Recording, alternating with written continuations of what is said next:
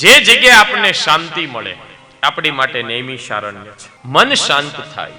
બાકી આને બેહાડવું બહુ અઘરું છે.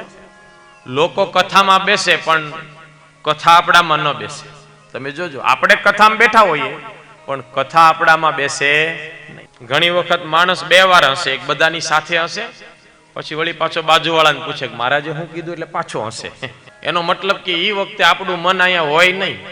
આપણે ભલે અહીંયા બેઠા હોય પણ વિચાર ઘરે હોય કે ઘરે કોણ હશે, કોણ આવે, હું જાય, આપણું મન ભ્રમણ કરતું રહે.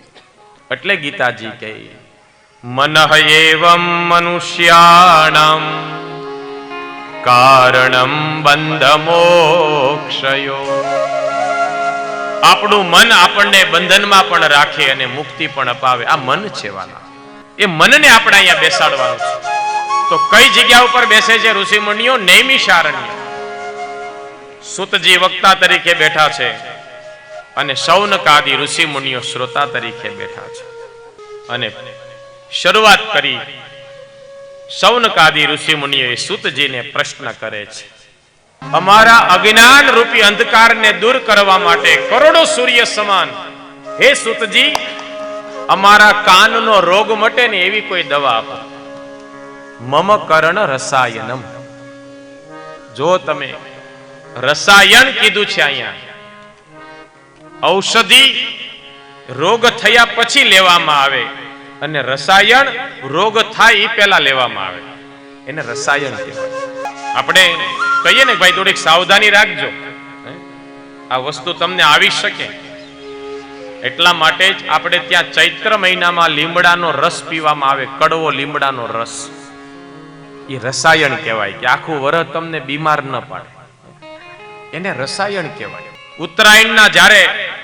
ઉત્તરાયણના દિવસે સૂર્યના કિરણો આપણા શરીર ઉપર પડે, એ પવિત્ર કિરણો હોય કે આખું વરસ આપણને બીમાર ન પાડે.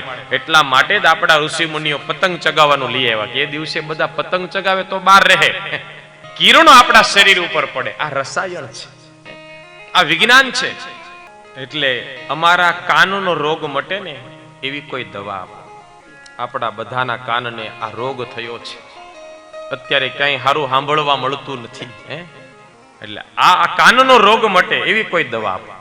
દાન અને જ્ઞાન એ સુપાત્રને અપાય. જ્ઞાન અને દાન એ સુપાત્રને અપાય. અહીંયા પ્રશ્નો કરે છે સુતજી ને શૌનકાદિ ઋષિ મુનિઓ કે ગુરુદેવ, ભક્તિ, જ્ઞાન અને વૈરાગ્યથી વિવેક કઈ રીતે વધે?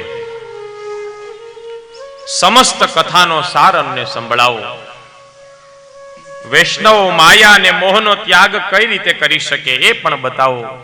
અને ઘોર કલયુગમાં લોકો આજે આસુરી વૃત્તિ વાળા થયા છે. બે જ વસ્તુ ભોગવવામાં અને ભેગું કરવામાં જુટ્યા છે, એનાથી દૂર કઈ રીતે થઈ શકે અને ભગવાનની પ્રાપ્તિ થાય એવું કોઈ સાધન બતાવો. કૃષ્ણ પ્રાપ્તિ કરમ શશ્વત સાધનમ તદ્વદાદુના. ભગવાન કૃષ્ણ અમને મળી જાય એવું કોઈ સાધન બતાવો. અદ્ભુત પ્રશ્નો સુતજી અહીંયા શૌનકાદિ ઋષિ મુનિઓ સુતજીને પૂછે છે.